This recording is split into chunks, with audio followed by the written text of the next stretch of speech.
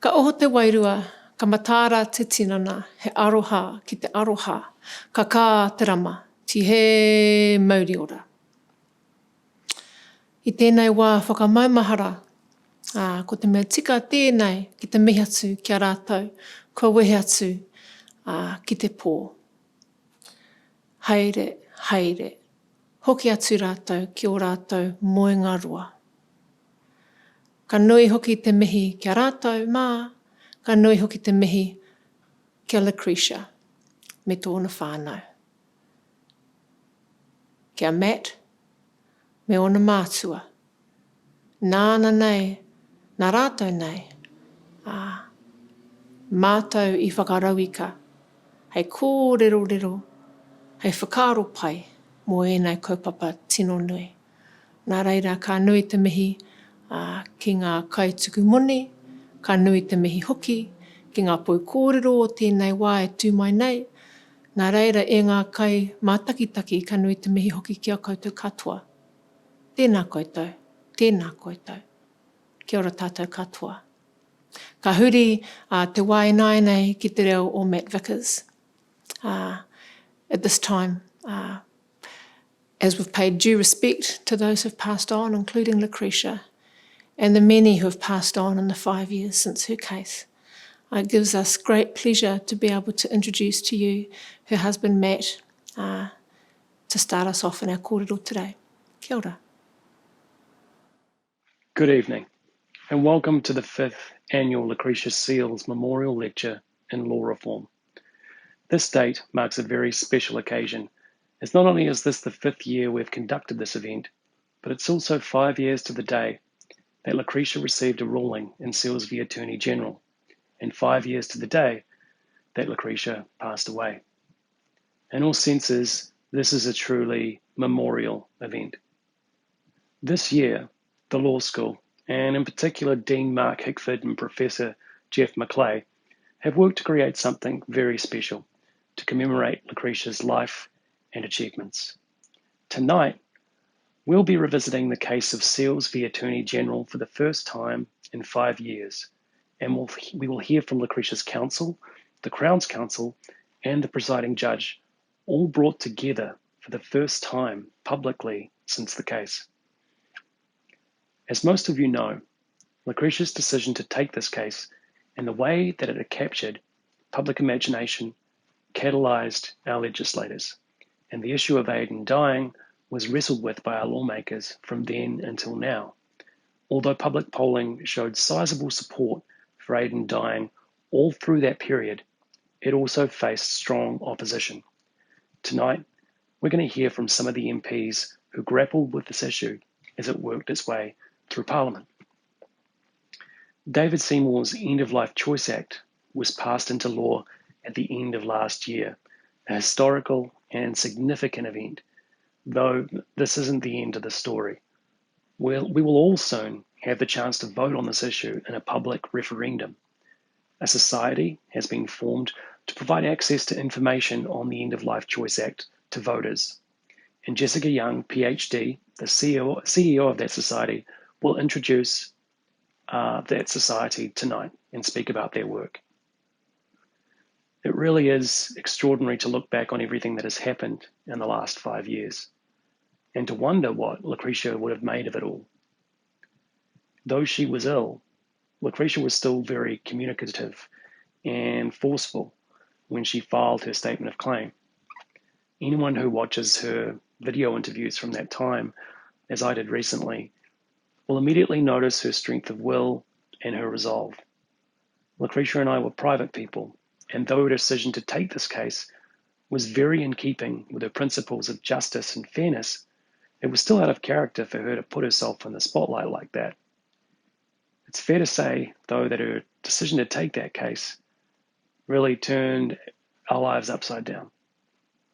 It was hard enough to go through the experience of watching my wife's health deteriorate, but harder still to have to listen to others, strangers really, opine on the motives and merit of Lucretia's views. A lot of folks seemed to understand, while others you wanted to grab by the shoulders and give a good shake. There were thousands of online comments and dozens of opinion pieces, and I must have read them all. Before the case, I kept myself from commenting because I knew we had a court case pending and that would not have been wise. But by the time the case was over, I'd come to realize that all of that content was the collective consciousness of the people of New Zealand figuring it out. And sometimes it meant that a particularly nasty thought might be voiced, but other thoughts would soon come to balance things out. And I came to understand that in aggregate, all of those comments summed up everyone's best hopes and worst fears, and that somewhere in the middle of all of that was the nation's true view on things. And when looking at things that way, it was easy to sense just how supported Lucretia was. The case itself felt very surreal, and by the time the court date was settled, Lucretia was already physically struggling, and she was sleeping a lot of the day. It took all of her strength to visit the courtroom, which she attended while wheelchair-bound. She sat quietly beside me, listening to the lawyers, nodding if she agreed with a point made by the counsel, and smiling if they made a particularly good point or said something funny. The court had made the jury room available to Lucretia and her family, so every recess we would gather there to take a break and grab refreshments to discuss how we thought the case was going. We bonded a lot in that room. And I still remember very clearly Lucretia, her mother, father, and I driving our car out of the basement of the Wellington High Court, up the concrete ramp and past a bank of photographers and film camera people, eager to catch a glimpse of this woman at the center of all that drama. And on the one hand, she could be so private and self-effacing and shunning of attention, but I think there was a mischief to her too, and one that was, a part of her that was bemused by all that fuss. It would have been naive to think that that drive home was the end of it. And though after 3 days in court and after she died, it certainly felt like it was the end of things. But she knew that her case would spark something, and I think her best hope was for a ruling that would have interpreted the law in her favour. Failing that, I think she knew that failure was a strong possibility, but she hoped to start a conversation. I don't think, however, she would have expected that Parliament would swing into action in quite the way that it did. I certainly don't think that she would have expected that we would have a public referendum on the issue, and that the choice that she fought for would result in this significant choice for everyone. Lucretia had an impact on the world, especially on my life and the lives of her friends and family and colleagues. For the next few years, I would continue to work for her cause, not because I particularly wanted to. Personally, I would have been happy to retreat to my anonymity and to privately grieve. But I did it because I felt that it was important that while the momentum was there, that it be put to use to attempt to achieve some positive change in the world. No matter the result of the referendum, I don't think New Zealand has ever had such a sustained focus on end-of-life issues. That in itself is important, a good thing, and historic. Every day I'm thankful for having known Lucretia and for having loved her. And it may become September that her impact will still be felt further, with those in our community suffering from eternal illness, for the first time being able to have a choice about the time and manner of their passing, a choice that she sought but was denied. Personally, I hope for that outcome, and I can think of no better end to this story than one where Lucretia's choice is granted to everyone by the people of the country that she loved.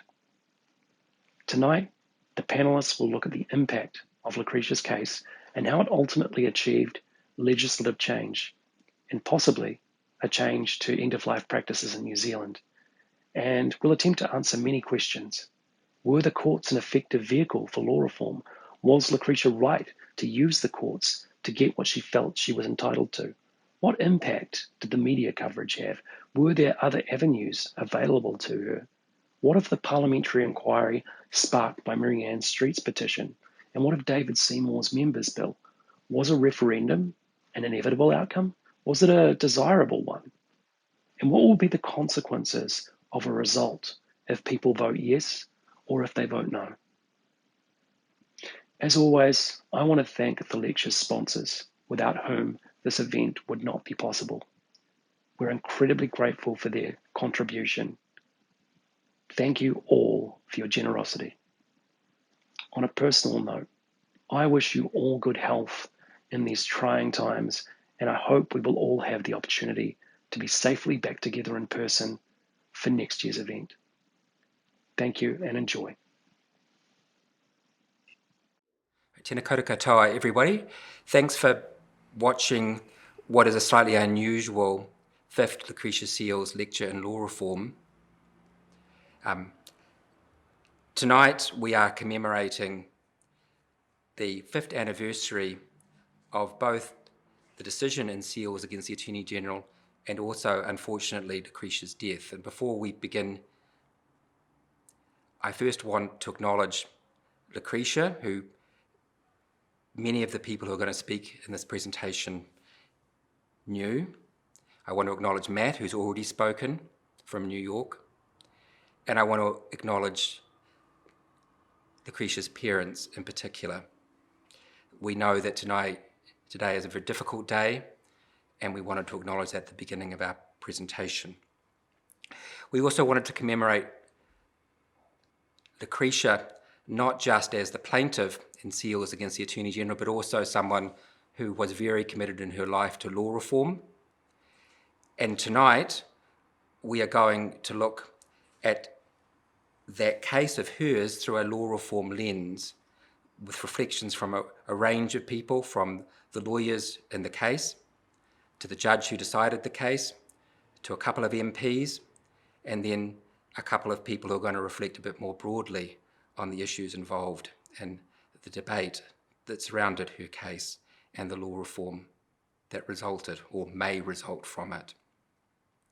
Just before I introduce our first speaker in our wonderful staff library at Victoria University of Wellington's Faculty of Law, Andrew Butler, I just wanted to reflect for a couple of minutes on my own involvement with Lucretia. With the exception of Matt, I'm probably the first person in this presentation to have heard of Lucretia's case. I was very fortunate to work with her at the Law Commission during the time of her illness. During the entire 4.5 years that I worked with her, Lucretia mentioned her illness to me twice.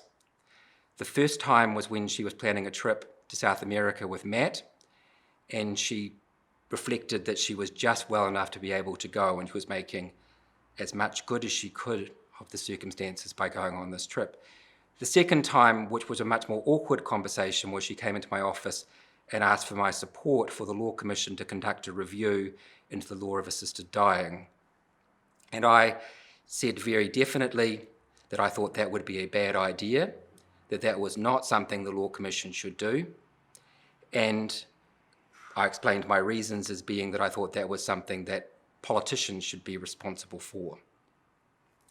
Over a course of period of time, I probably changed my views about whether the Law Commission should have done this as a law reform exercise, partly because I think it might have been able to flush out some of the issues a little bit earlier and produce perhaps a better bill when things had got to Parliament.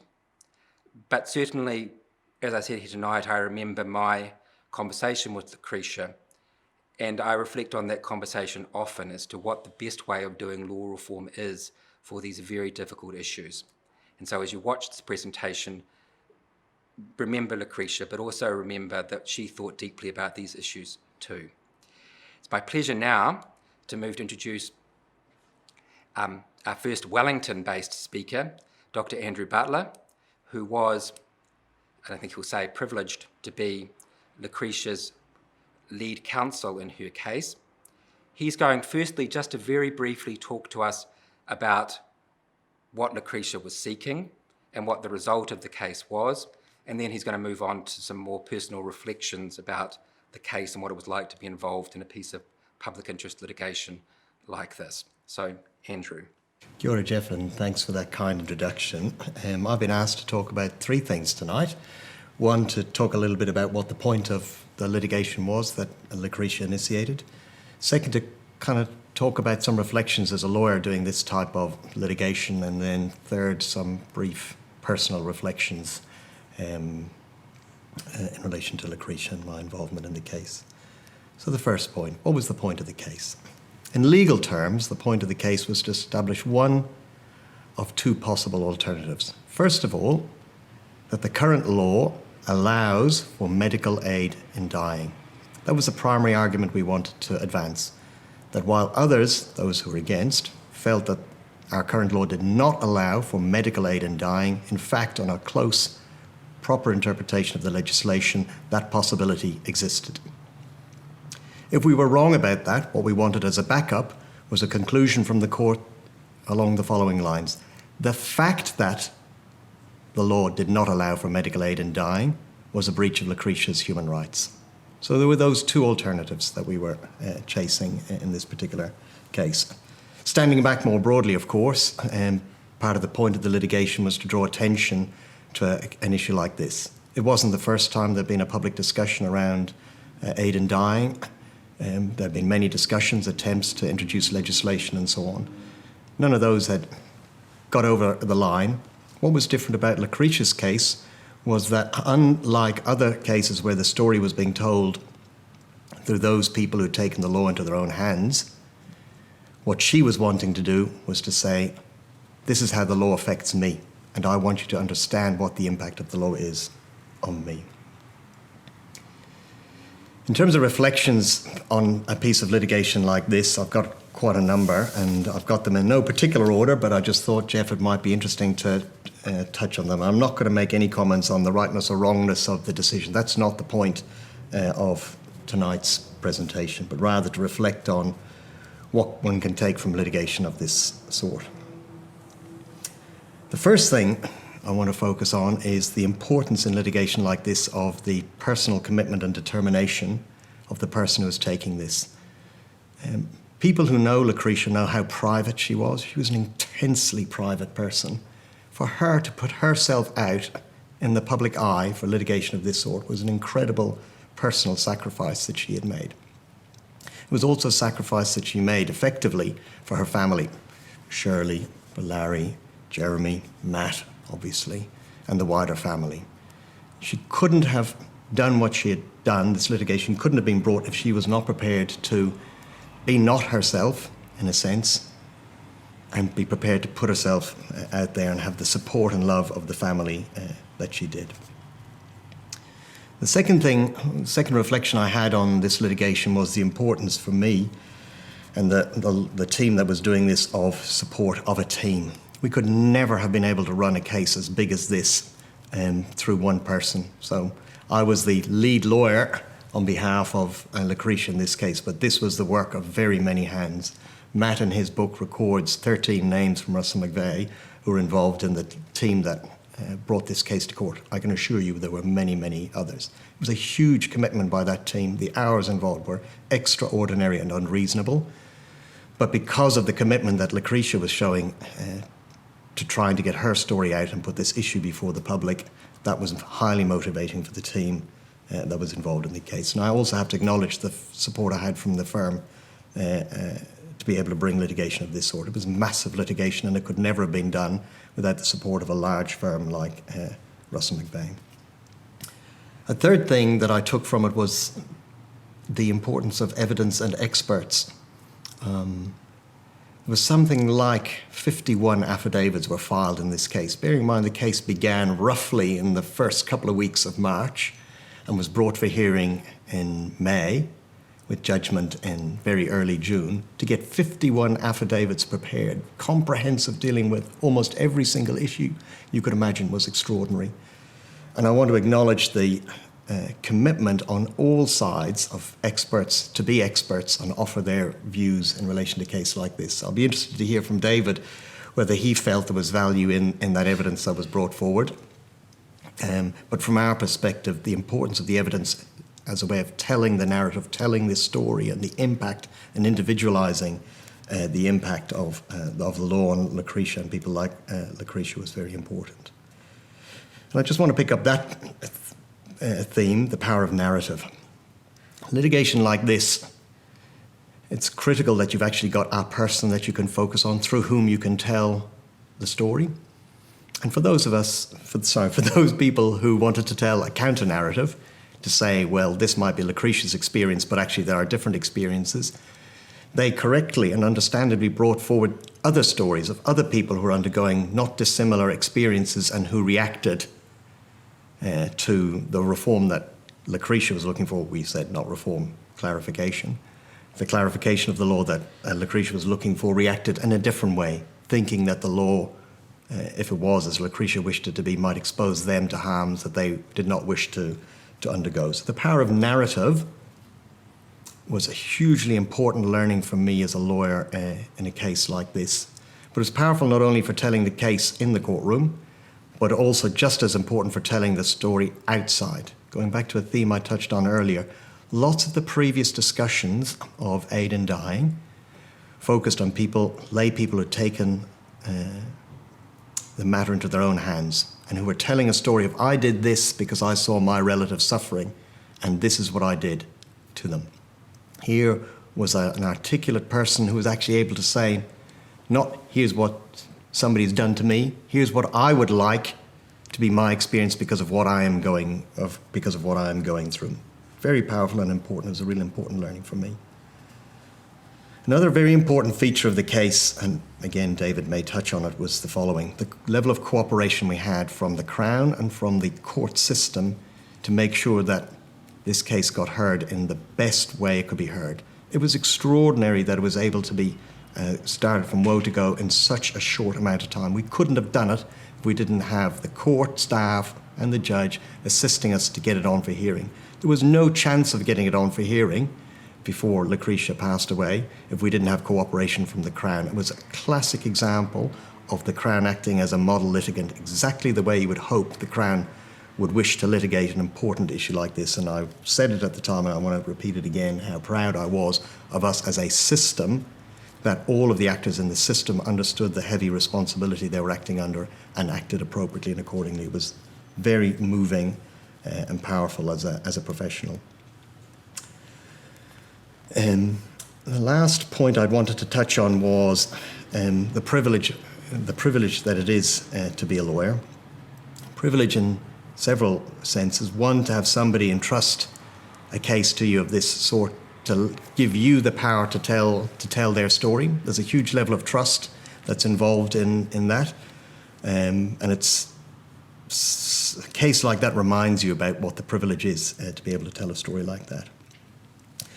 But the second aspect of privilege, I think, that's important and we sometimes forget, particularly when you do public interest litigation, is the privilege of learning. The thing I love, there's many things I love, but one of the things I really love about the law is how I get to learn new things every day, new things about scenarios or people that I would never have got to experience but for the career that I chose. When I set out in the career, I had no idea that that's what law was, but I learned very quickly that actually is what law is. And it's a wonderful privilege. And in this particular case, I really deeply felt the privilege in this sense. Had somebody put a microphone underneath my mouth on Lambton Quay in the lead up to the litigation and asked me what my opinion was, I'm reasonably sure that I would have been a skeptic. I would have said, not so sure about that. Doing this particular case and actually having to deeply become involved in understanding the issue, I went on a journey. And by the end of the case, I was personally persuaded of the merits of the position that Lucretia was advancing, and I was committed to saying, as a result of the case, obviously the law was as declared by Justice Collins, committed to saying, well, if that is what the law is, then I'd like to see the law changed. And I really feel it is a great privilege that legal practice can give us, that sometimes it can put you in a spot where you actually have to challenge your own personal views on things and learn.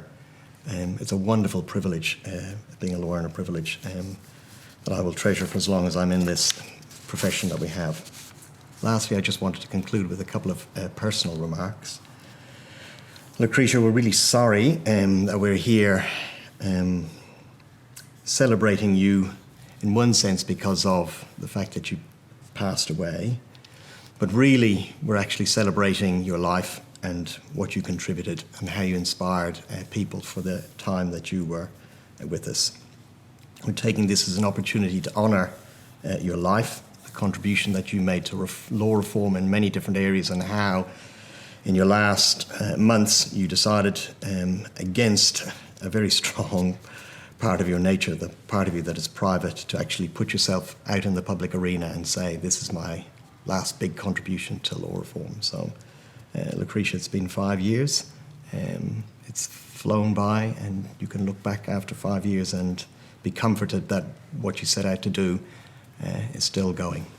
And if I can very lastly just acknowledge again the family and the contribution they made to helping us get the litigation forward. Thanks, Geoff. Right, thanks for Andrew for giving his side of the case, Seales against the Attorney General. Of course, all good court cases need two sides, and we're very fortunate now to have presentations from the two lead lawyers for the Crown. Now, the Crown was arguing that the Crimes Act prohibited the provision of medical assistance to somebody who had requested it to die. Leading the Crown was Mike Herenga, QC, who at that time was the Solicitor General of New Zealand, the Crown's chief legal advisor. And assisting him was Professor Paul Rishworth, QC, who at that time, as he'll just explain, had just left the University of Auckland to take up a position at Crown Law as a senior counsel advising on human rights matters. Both Mike and Paul live in Auckland, and given the times in which we live, we thought it was easier for them to be able to participate through the miracles of Zoom, somewhat miracles of Zoom. But we're very grateful they took the time to record their reflections, to give a balanced perspective perhaps on Seales and the Attorney General from the lawyer perspective. Nā koutou katoa. Thank you very much for having me and for including me in this, Andrew and Geoff. I wanted to talk about three things, and I suspect they'll echo some of the themes that Andrew's talked about. I wanted to talk about what a privilege it was to take part in this case and to see it unfold. I wanted to talk about the people, and I wanted to talk about some personal factors for me that were relevant at the time, I guess. So 3 Ps. I wanted to talk about personal factors, the people, and what a privilege it was. And on the personal front, I suppose for me, I came into it thinking, gee, this is incredibly complex. I'm glad I've got Andrew Butler and Paul Rishworth, because this is beyond my normal habitat, although the crimes part I felt more comfortable with. I thought as it developed, the complexity of the evidence was just wonderful. And I suppose Andrew's touched on that, you know, the ability to learn and to read this evidence from, I think, 36 odd witnesses and 50 something affidavits. And I think, as Justice Collins said in the judgment, you know, for every good argument, there was an equal and opposite wonderful argument in response. And the more you read of it, the more you just thought, wow, this is incredibly difficult, and reasonable people could take different sides on this. And I have to say, I started with the view of, boy, I'm not comfortable with a human taking the life of another human. And I probably ended up in a similar position, albeit I would say a much more on the fence and open to what's happened, and I guess, you know, that's just a learning process. I was so impressed with Lucretia, with Matt, with the family, and walking into that courtroom with the jury box full and Lucretia walking in when she could. That was incredible. Amazing feeling, amazing to be there. So what a privilege that was. It just happened to coincide with quite a stressful time for me. And I think it was exactly the same time that John Banks was suggesting that I should resign. And I remember leaving one of the interlocutory hearings and going across the Beehive and up to see someone, Minister Adams, Collins, the attorney, I'm not sure. But anyway, and them saying, boy, yeah, it's not a good day for you. And it was sort of, yeah, I mean, that's typical of the Solicitor General role. There's always, 100 things going on that are stressful, but that was stressful. So I was so grateful to have such a great team, which moves into the people part. And we all know that wonderful saying, hei aha te mea nui o te ao, hei tangata, hei tangata, hei tangata. And the more you journey through life, you realise, boy, that is it. The people are everything. And Paul Kalanithi, when he wrote that lovely, he's a guy who died of cancer, and he was a neurosurgeon, incredible guy. And he wrote When Breath Becomes Air. And essentially his thesis was that really the meaning of life was about the connections you make with people.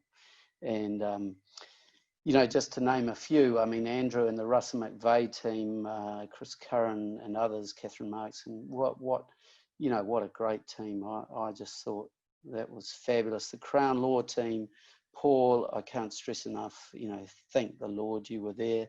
Erica, Yasmin and others.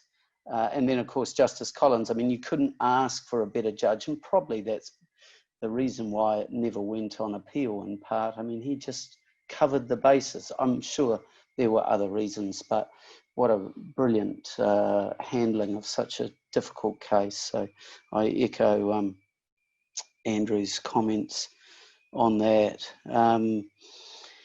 And the privilege point, Andrew's, I mean, how lucky are we to be able to stand up there and talk about stuff that's so fascinating and debate it and listen to intelligent arguments otherwise and actually have some influence on that process or just be involved. I mean, man, I still look back and that was one of the absolute highlights, but probably, one of the most draining. I mean, losing in the Privy Council, that's something, getting told you should resign by a serving minister, that's another thing. But this one was, this was pretty amazing. And, one of the interesting things I reflected on was that what an interest ministers took in this, and the Prime Minister in particular. John Key, as you know, was Prime Minister at the time. He rang me on at least 2 occasions to discuss the case. Immediately after it, he rang and was just really interested. And I'm sure he won't mind me saying that his view at the time was clearly in favour of assisted dying of some sort, of euthanasia, and yet he was perfectly comfortable with the exercise and wasn't trying to influence us at all, nor was the attorney, who you would imagine, like many things, had strong views. So, but they were, and that contributed to the way in which we could participate in the case. So, again, we felt really privileged, I do, and I certainly thank my team and Russ McVeigh and the judge for allowing all of that to happen. Probably that's it for me. Thank you very much, Geoff and others.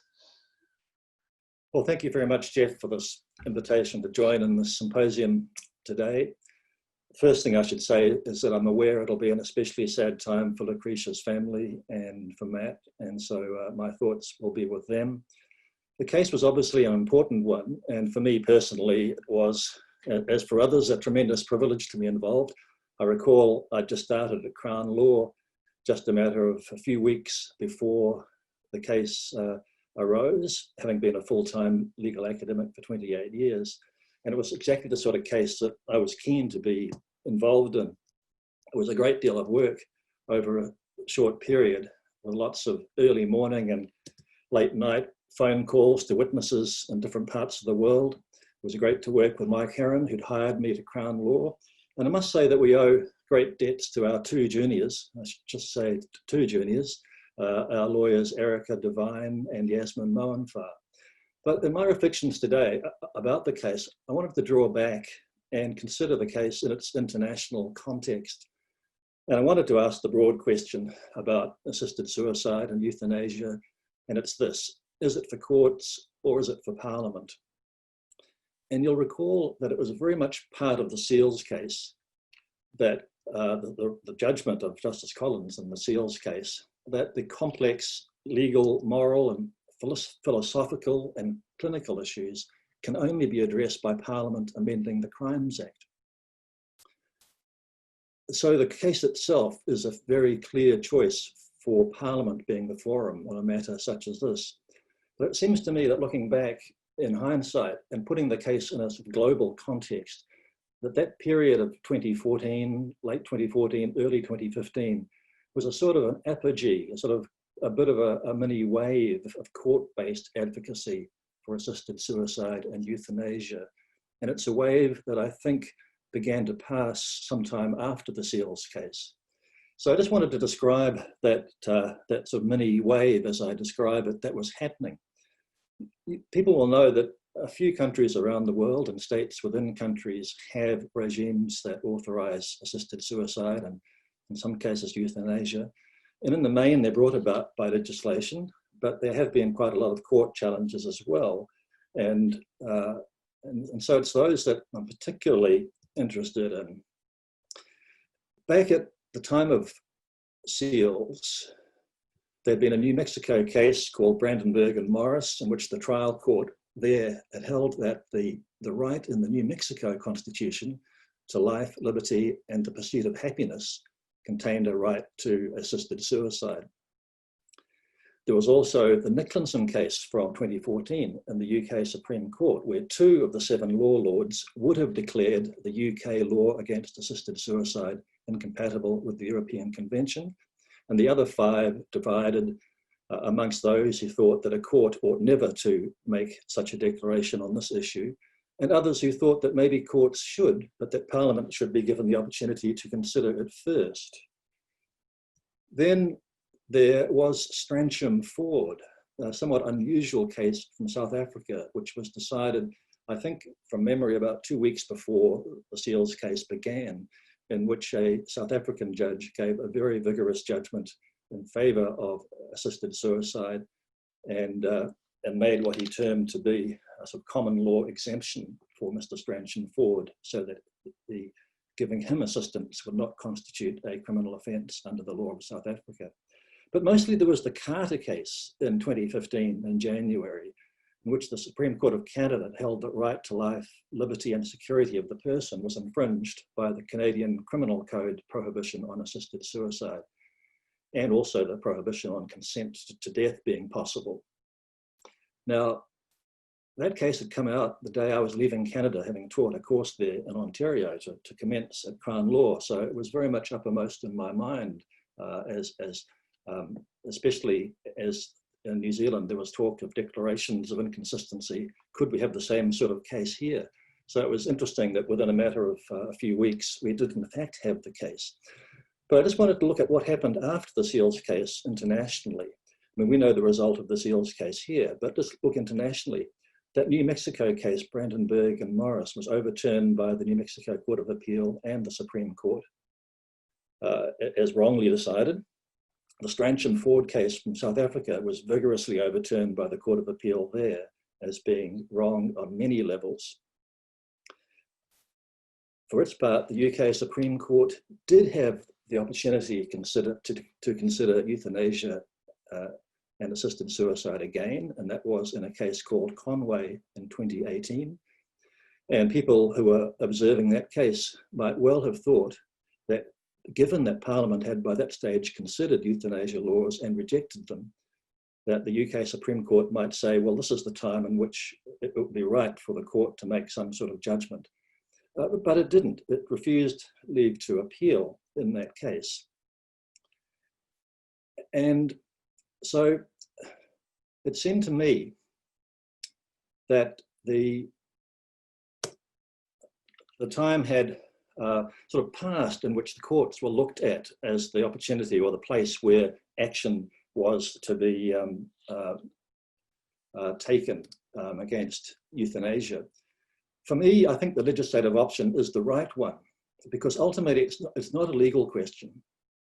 The thing is, though, that it becomes one when the absence of euthanasia or assisted suicide can be presented as a breach of some right that is in a Bill of Rights.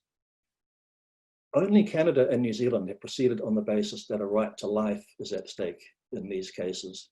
The other cases have generally addressed the question in terms of the right to liberty or the right to a private life, which means the right to make deep personal decisions, in that case, whether to choose to end your life. But only Canada and New Zealand have proceeded on the basis that a right to life is involved because a person in the position of Lucretia might feel that they should take their own life earlier than they would if they had the option of assisted suicide at a later stage. So only in our law, in Canada's Charter of Rights, do we have this provision that the right to life can be taken away so long as the law is consistent with fundamental justice. But in Canada in recent years, the idea of fundamental justice has become synonymous with the idea that a law impairing life or liberty should not be vague or arbitrary or overbroad. Now, it was overbreadth that decided Carter, but in deciding whether a law is overbroad, everything turns on what the correct breadth of the law ought to have been in the first place. And the key moment in the Carter case was the court's conclusion that the criminal law prohibiting assisted suicide was to protect the vulnerable. And that implied a class of the non-vulnerable who ought to be able to get assistance without constraint by criminal law. Therefore, the law was overbroad. Now, that Carter logic was not accepted by Justice Collins, who found evidence in our own Crimes Act that the intention was to prohibit suicides generally, and not just those of the vulnerable. And that evidence lay in section 41, which justifies a person in intervening to prevent a suicide without pausing to inquire whether it is a suicide of the type that a terminally ill patient might be making for rational reasons or an irrational suicide. Now, I think that was the right decision by Justice Collins, but I suspect that in Canada, the Supreme Court would simply have added section 41 to the list of sections that they struck down. So, to my mind, that was the pivotal moment in the Carter, in the Seales case. And I think that Justice Collins' instincts were right. I think what it comes down to is, what is the assisted suicide prohibition actually for? Does it reflect a desire to protect the vulnerable? And therefore, is there an implicit concession that there are non-vulnerable people out there who ought not to be prevented? In which case, there's a legislative scheme required to sort out the vulnerable and the non-vulnerable. But what is that idea of vulnerability? And I'll just finish with a reflection on what the Nicholson case had said, at least one of the judges there who expressed his doubts that it really was a question for courts. He said that there is the near impossibility of distinguishing between those who have spontaneously formed the desire to kill themselves and those who have done so in response to real or imagined pressure arising from the impact of their disabilities on other people and covert social pressures. That's the near impossibility of distinguishing. And to that, I would add the difficulty in devising a scheme of oversights and checks that would be able to make that inquiry, one that the pressured or the people suffering from covert social pressures couldn't in fact navigate through and present themselves as persons who are happily or willingly consenting. Now, it seems to me that that sort of choice, whether there is that choice to be made, is one that ought to be made by Parliament, because it's not really a question of law. So I conclude that Justice Collins' instincts were right, and that apart from that brief period in 2014 and 2015 when there was a lot of action in the courts, that what's most likely happening now is that the sort of issue will be looked at by parliaments around the world. So with that, I'll hand back to you, Geoff. So, having heard from the lawyers in Seales and the Attorney General, we're very lucky and fortunate to be able to hear from the trial judge in the case, Justice Collins. Just to introduce Justice Collins, he's actually someone who doesn't need to be welcomed to this law school. He's an old colleague of ours. For many years, he taught medical law at the law school, amongst other subjects, and he was a common visitor to our common room, and still is in many events. But we're very fortunate that David's agreed to do to give his reflections on the case. It's somewhat unusual for a judge to reflect in our tradition on a case that he's sat on, but we're very lucky that he's taken this opportunity after 5 years to maybe reflect a bit on his experiences of Seales and the Attorney General. So, David. Thank you very much, Geoff. Like others who have presented, I would like to acknowledge the fact that it is now 5 years since Lucretia passed away, and these days will be tinged with sadness for Matt, for Lucretia's family, and for her friends. Lucretia was an extraordinary young woman who had a great contribution to still make to law reform before her life was cut so unreasonably short. And the fact that she had the courage and the humility to devote the last weeks of her life to pursuing this cause that she so firmly believed in reflects remarkably upon her integrity and her courage as a person. And when the case finished and I left with the burden of having to decide very quickly what the outcome would be, I was quite determined that the decision would be delivered before Lucretia passed away, because that was the best way in which I could honour her courage. A number of people have questioned whether or not the courts were the appropriate forum for the issues that Lucretia's case raised. And from my perspective, I think the court was the appropriate place for two reasons. First, Lucretia's case provided an opportunity for the law to be clarified.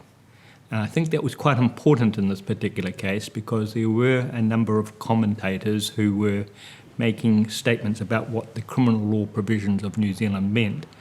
And ultimately, it was my responsibility to decide if some of those statements were correct, and I decided that they weren't. And so far as clarifying the law was concerned, it was extremely important that Lucretia provided the forum for that to be done. More importantly, Lucretia's case provided the opportunity for society as a whole to reflect upon the very complex philosophical, moral, clinical and legal issues that her case raised. And from that debate, the opportunity arose for Parliament to get control of the matter. And it was because of Lucretia's determination to have the issues raised in the way that she did that I'm sure Parliament picked up the challenge that was placed back before them. There had been 3 previous private members' bills that had tried to pursue the types of issues that Lucretia wished to have determined, and none of them gained traction. And the fact that Mr. Seymour's bill did gain traction, I think, reflects very favourably on Lucretia and the legal team that supported her so professionally throughout the entire process. I'd like to draw a comparison between what happened in Lucretia's case and a similar case in South Africa that was decided just a few weeks before Lucretia's case came before the High Court. In that case in South Africa, the High Court of South Africa was asked by a lawyer who was terminally ill with cancer to issue declarations that his doctor could either terminate his life or provide him with the facilities to do so. The case was heard under extreme urgency, and the day after the case was argued, the plaintiff passed away. Unfortunately, nobody bothered to tell the judge of this very crucial fact, And the judge then proceeded to issue the orders that had been sought, and then 5 days later issued his reasons for his decision. That case went on appeal to the Supreme Court of Appeal of South Africa, and 18 months later, the Supreme Court of the Court of Appeal of South Africa issued a very powerful judgment, which was highly critical of the way in which the case had been argued in the first instance. And I think one of the reasons why the same criticisms were ultimately never able to be levelled against the way in which Lucretia's case was argued was because of the ultimate professionalism of all who were associated with the case. The Supreme Court of Appeal of South Africa commented very favourably on what happened in Lucretia's case and drew quite powerful criticisms about, made quite powerful criticisms about what happened in the first instance court in South Africa, and drew the comparisons between what had happened in New Zealand and what had happened in South Africa. The reasons why the New Zealand case was able to be presented in such a professional way was because of the calibre of the lawyers on all sides. Andrew Butler and Chris Curran, who led the team for Lucretia, did an extraordinary job in marshalling a huge volume of evidence at very short notice, and did so in a way which made my task so much easier. Mike Heron QC and Paul Rishworth QC led the Crown team, and they responded with great dignity and professionalism.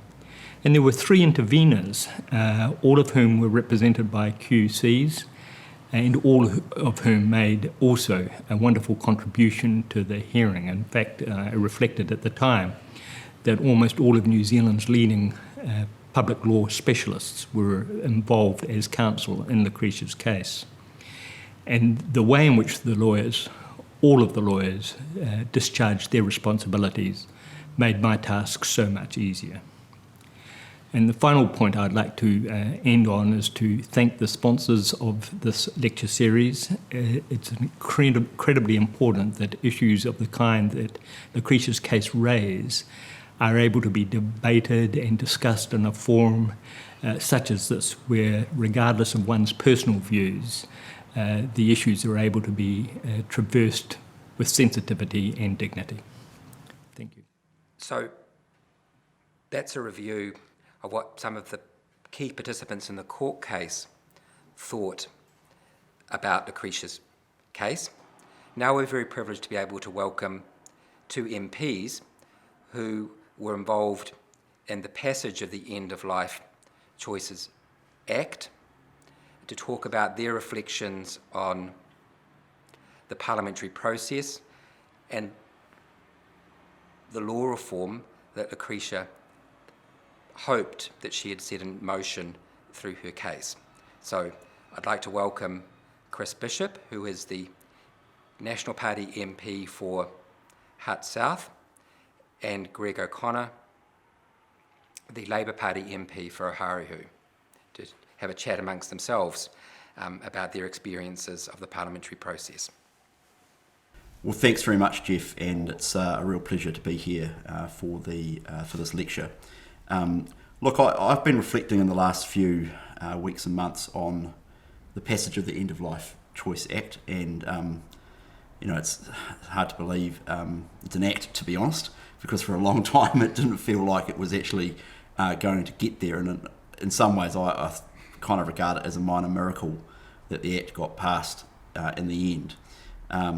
I don't think it would have happened if it weren't for a few things. The first is just Lucretia herself, who, as Dr. Butler said, very selflessly put it into the court system, and then that made it into the public, made its way into the public consciousness, obviously, and it was, I suppose, a necessary precondition for the reform efforts to be advanced.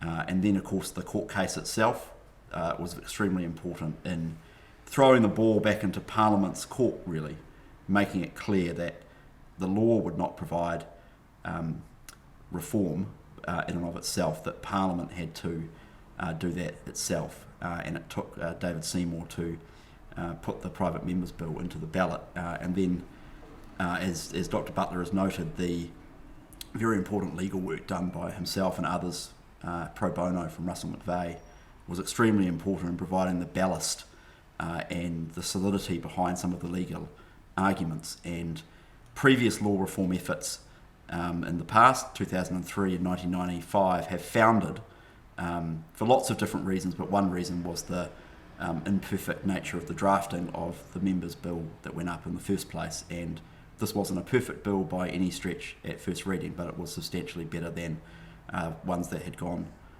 before. So we turned to the select committee process. Greg, I don't know, we had it was a robust process, wasn't it? Well, the select committee process was interesting because, of course, at the first reading, we all voted for it. That's right. Everyone who was on the Justice Committee at that time. It was something of a baptism of fire for me. I was brand new MP. And when I found out that it was going to go to the Justice Committee, it was good because I was one of these MPs that really envied those on the polar opposites. I envied those who believed fervently it was wrong, those fervently who believed it was right, and here was I stuck in the middle, and I voted for it because I knew I was going to be on the select committee. That also, probably to be fair, bought me some time against those from either side who were lobbying hard to say, well, let's see what comes out of select committee. And then we got to the select committee, and that, what looked like it would be a pure, I suppose, search for the facts, changed a little when the composition of the select committee changed, and two particularly strongly opinionated individuals were brought in on the national side. Yes, that's right. Maggie Barry and Nick Smith, who both, very much were opposed to the bill, and that led to probably some of the comments you made about the imperfect select committee process. Again, I tended, as I do, to sit back and watch it unfold and didn't have a look, but looking back on it, we probably saw far too many submitters because at the end of the day, it was a lot of form submission, and good, New Zealanders all got to have their say. But I think in the process, ensuring that a submitter added something new is pretty important. And I think on reflection, I think that subsequently happened with the abortion, is that they didn't hear all, my understanding of it, they didn't hear all the submitters. Yeah, there's a tension. So for those watching, how many submissions did we get? 38,000 or something? Oh, 38,000. Something like that. We heard 4,000. Yeah, we heard, it was the most number of submissions any committee's ever heard, ever received. A lot of them were form submissions, but a lot of them were substantive. And we made a decision pretty early on that the committee would try and hear from as many people as possible, and possibly that was a mistake. And we also decided we would go out to different parts of the country and make it as easy as possible. And again, best of intentions, but it did take a lot of time. I mean, I found myself in Whanganui and Palmerston North and Napier. I mean, you went to the West Coast, didn't you?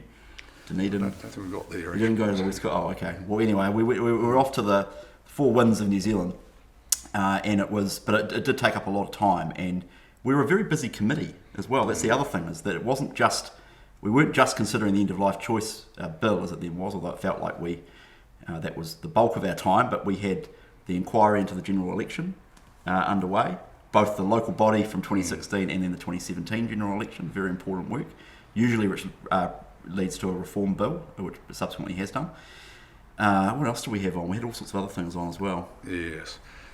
But going back to the select committee, again, real privilege to be part of it, because I don't think I could have really made the informed decision I did at the end and felt part of the process. You can't unless you're on it. Yeah. And that's, I suppose, if this discussion is about the select committee process, I know that many of my colleagues on both sides of the House really came to it. I know they hadn't been to any submissions. They really, and you're very busy, unless you've actually got time to sit down and read specifically a lot of submissions, and you just don't. And therefore, there was no opportunity to change their minds. And as someone who sort of fluctuated through in the end, I mean, I know my starting point was having had a son who I had to physically remove a respiratory device from, with the expectation that he would die, and he didn't. I felt like I was really, I belonged in the discussion. I'd sort of had that discussion, but also being new, I think it was the fault of it was that we who went there and were making the decisions, we really, at the end of the day, our vote wasn't worth any more than anyone else's. Yeah, it was it was a frustrating. I mean, I know democracy. you found it frustrating because, and I did too actually, because there was two different views of the role of the committee on the committee.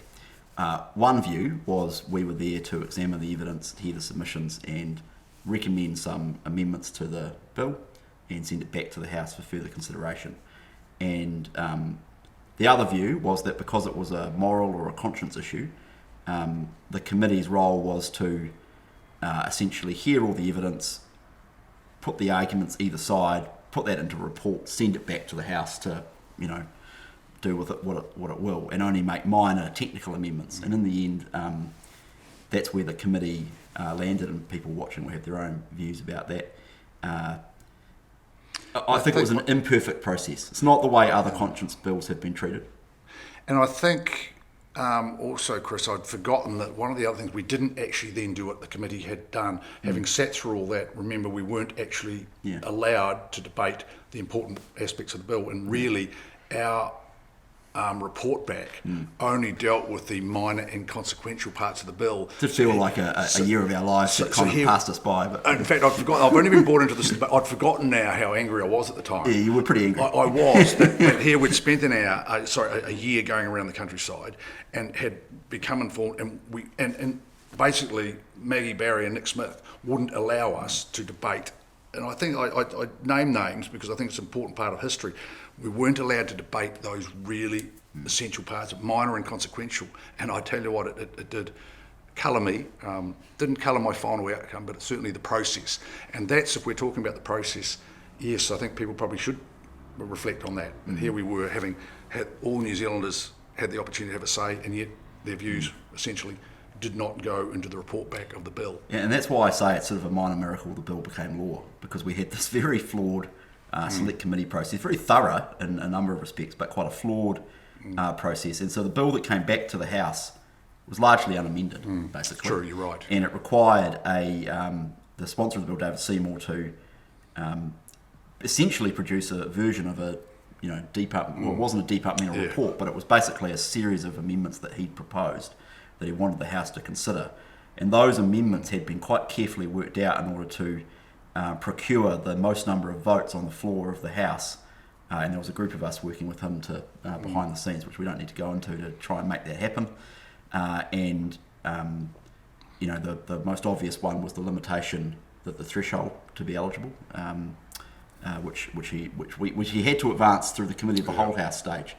And so the whole way through, from the report back onwards, was this convoluted and tortured process to try and assemble a majority the whole way. And then, of course, you had the other issue to do with the referendum, which was required to get the New Zealand First votes on board, which ended up happening in the end. And now it's an act. As a study, certainly as a newcomer, I learnt so much about the parliamentary process. And if I ever am in a situation to take an equally or even somewhat controversial bill, I'd feel slightly better equipped. And it really did test our democracy at every level. A great study. Yeah. I mean, if I get turfed out in the election, maybe I'll write a Law Journal article about it. But even now, it's interesting having this chat. So much I'd forgotten about it. Yeah. Now I've processed. But look, I mean, to me, funny law reforming, and I know it's about law reform. I didn't ever think about the law reforming process, and I suppose I don't know about people you spoke to, but no one ever really did. It was a straight, I suppose, moral. What would you say? What would be the descriptor you'd put on? Conscience. Conscience is really a moral issue, and that was. Yeah. Well, if you look at, I went back and looked at the marriage equality legislation of 2013 in Lewis Wall's name, and that was sent to the Government Administration Committee, and very controversial. They had thousands of submissions as well, but that committee just worked in good faith, and they made. I mean, it was actually a pretty simple piece of legislation, actually, to be honest, but They made some amendments and sent it back to the House. It was passed on a 70-50 or whatever it was from that point on. It's a shame, I think, that we didn't follow that model. But the abortion legislation, which the House has just considered, that went to a special select committee. And I wonder if, in retrospect, it would not have been better to try and set one up for this legislation. People you have for and against on either side, people who can dedicate their select committee time to the legislation, so nothing else gets neglected, and you sort of go from there. Interesting. I was originally going to be one of the representatives on there, and I wasn't in the end. The abortion one. The abortion one. Right. And that was going to be another year of my life. And then when I wasn't on it, I felt, given the debate we'd had around end of life, that I was subsequently really less qualified, if you like, to be making my decisions around that. And I might say, being a good Catholic lad from the West Coast, I was torn equally, but because I'd done what I absolutely believed was right at the end of the end of life, I felt empowered to do the same thing around, ultimately the abortion. Well said. Well, that's us, I suppose. I mean, as I say, just to round things off, it was imperfect. We got there in the end. I think there's some reflections and lessons that I think probably both Greg and I would take away, and probably all lawmakers, for if this ever comes around again. But they don't come around very often, bills like this, and momentous and historic bills like this. And likewise, as a brand new MP, if you can get yourself onto a bill like that, you'll learn more in a year than probably some would learn in 10 years in this place. That's so, and I think, I know we got the right result. Right, thanks to the MPs for that really fascinating insight into their experiences with the bill and now the Act. What I wanted to do was to close with a reflection, firstly from my colleague Marmarie Stevens, who will speak in a second, and secondly from Jessica Young from the Euthanasia Education Trust. But I just want to introduce my friend and colleague Marmarie Stevens, who, in my view, wrote some of the smartest, most insightful comments on Lucretia's case and on some of the law reform that followed. Both Marmarie and I shared the experience of having very close relatives die during the same period, and we had our reflections, I think, of the case a little bit shaped by what was happening in our own personal lives at the time. But rather than putting words in her mouth, Marmarie is far too eloquent. So let's just go to Marmarie. Kia ora, Geoff. Ka nui te mihi ki a tātou katoa, e mātakitaki mai ana. First of all, my acknowledgement has to go to the whānau of Lucretia and Matt and their friends and family, and particularly to Lucretia's extraordinary work. It's an honour to be part of this proceeding, having been a watcher from afar, really. My connection to the case really came through my experience of my mother dying within, I think, about 5 days of when Lucretia died, maybe 10 days. And the process of watching somebody I loved so much with end-stage lung cancer, and watching her over the period of many kind of weeks and months become something that she had always hoped in life that she would never become, which was a dependent person, a person who is no longer autonomous, a person who no longer had the choice of what she would eat, whether she could smoke, whether she could drink. All those little choices of her life had gradually been taken away from her. And I had been raised by my mother, by herself, and I remember many occasions where she would say to me, if I can't have a drink or a smoke, what is the point? You may as well just pull the plug. And so that was something that I remember greatly from my childhood and my young kind of adulthood. And when we cleaned out her house after she passed away, I came across a whole sheaf, or maybe 20 or 30 newsletters from the End of Life Choice Association. And I know how deeply pleased she would have been, and how deeply proud she would have been to have seen this End of Life Choice Act come into being. And yet, my experience of watching those last stages of her life, I couldn't help but want to defend the small life that she now had, and wanting to defend the dependent person, the person that we have become somehow in our modern society so afraid of, the person who is utterly dependent. And I found myself wanting to defend that life.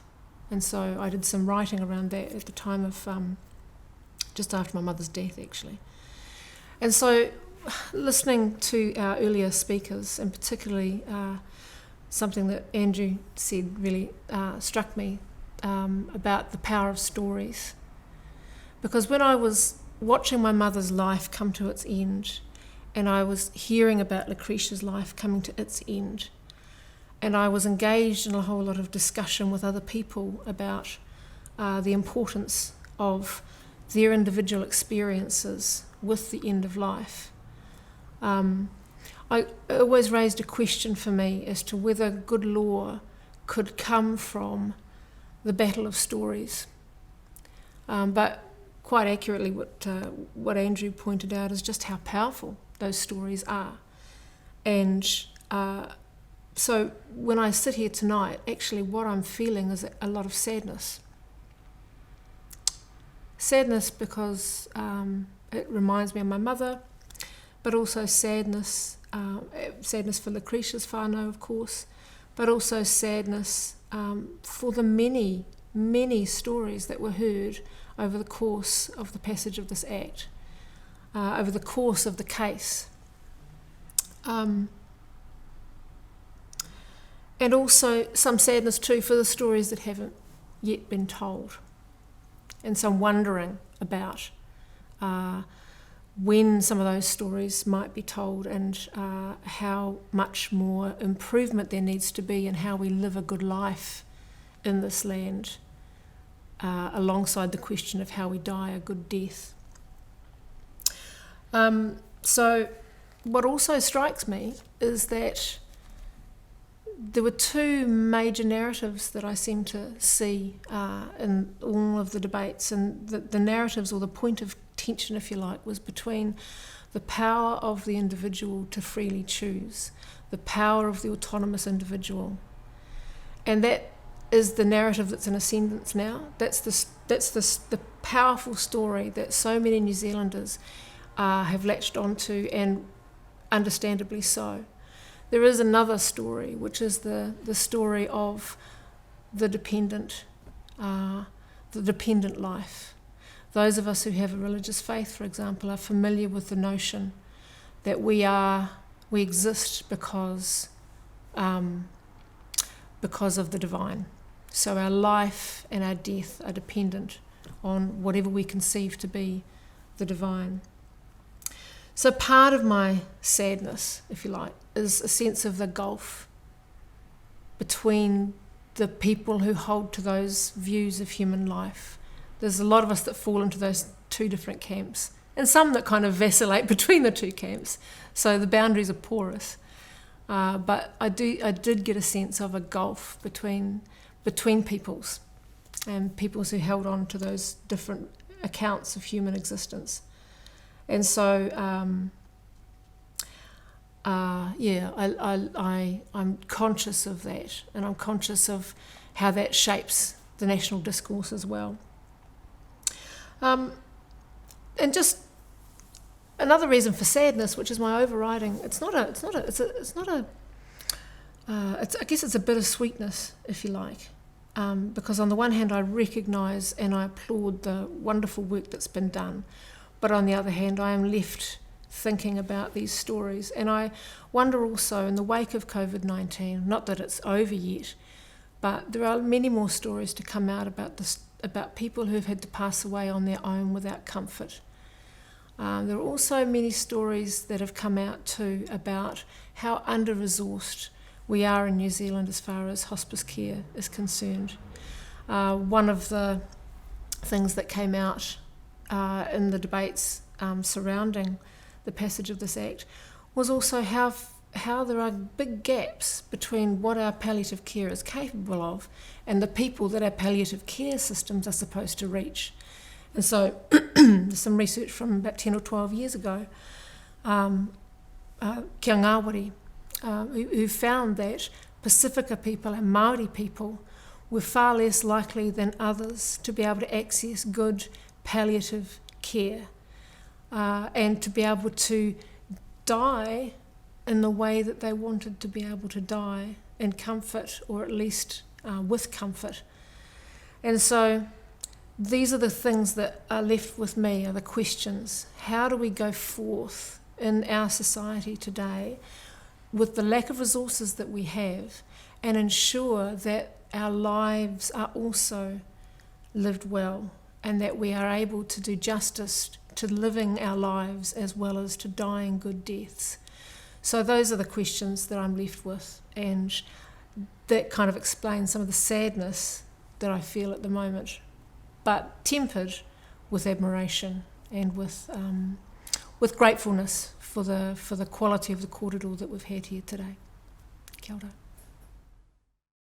Tēnā koutou, tēnā koutou, tēnā koutou katoa.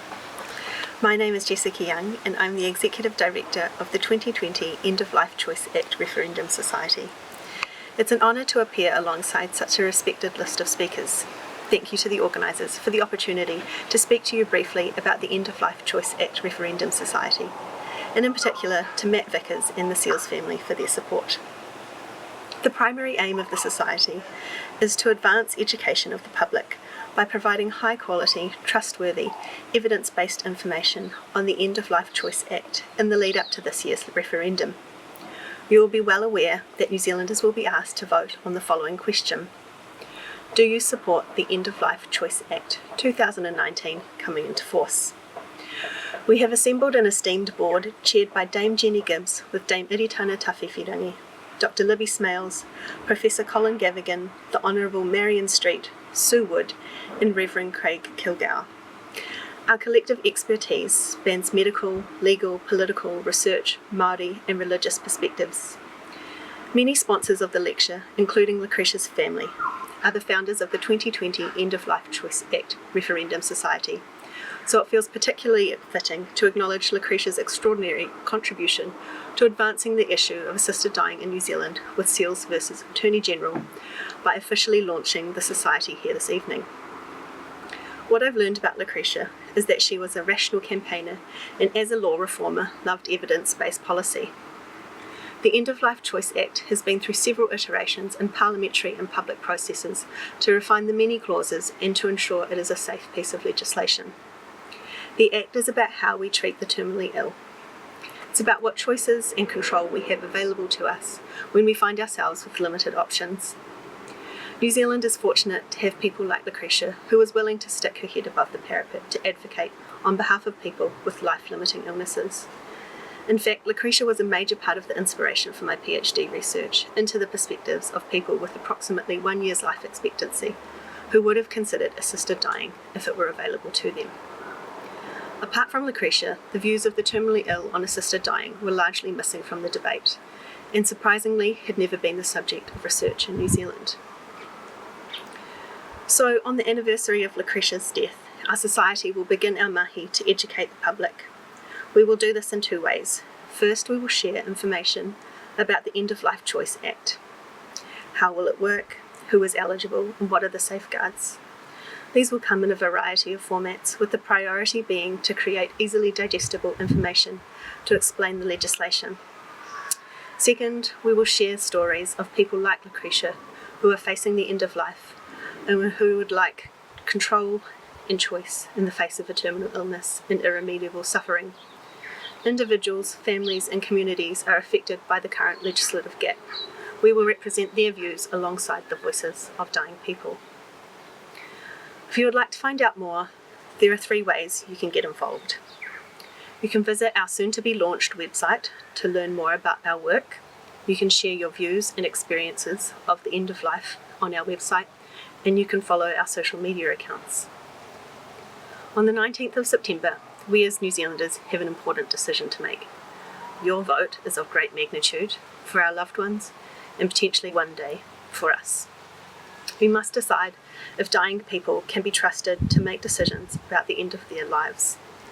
Whatever your view on assisted dying law reform, one thing is certain: we want everyone to make an informed choice when voting on this historic issue. Thank you.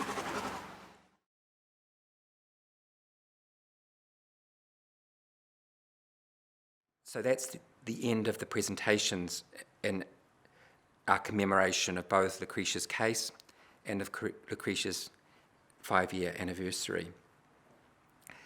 We hope that you've enjoyed and been challenged by what you've heard, and we hope that Lucretia would be proud of the kōrero that has been presented here in her honour.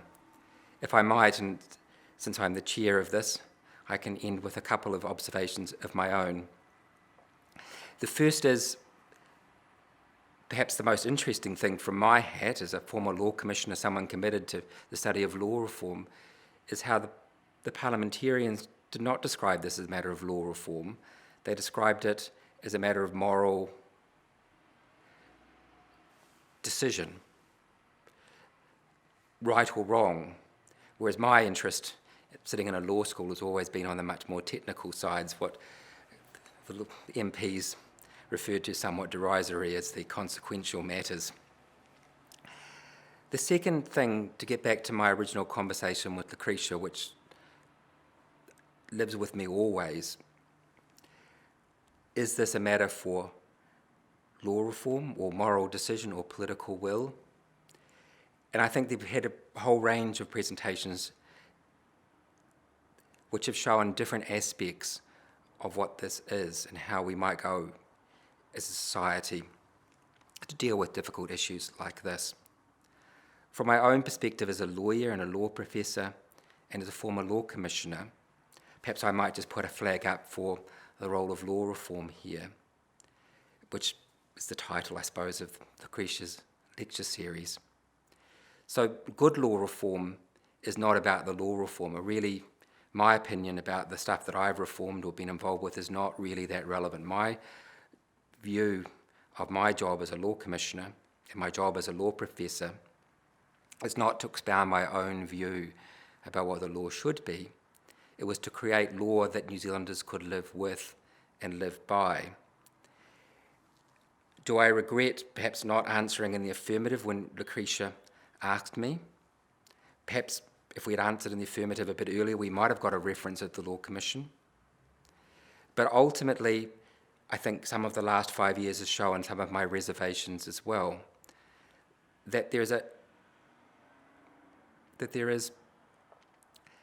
a time which technical law reform can't help, and there's a time for politicians to debate and to resolve these issues. Interestingly enough, Matt called his book Lucretia's Choice. Of course, now, at the end of it all, it will be our choice in September. I still can say now that I have no idea how I will vote in September on this referendum. What I hope I will do, and what I hope many of you will do, is reflect on the conversations we've had tonight and other wisdom from your friends, your whānau, but to make sure that you vote, because that's ultimately what Lucretia wanted, was that we should all have a choice. And the last thing, just the other practical thing we can do, and I'm sure Lucretia would say this as much as everybody else, regardless of your views on this issue, please give some money or some help or some aid to the hospice care, which at this time in New Zealand is very much reliant on our support. So vote, support, be kind, be good, and thanks for watching our presentation.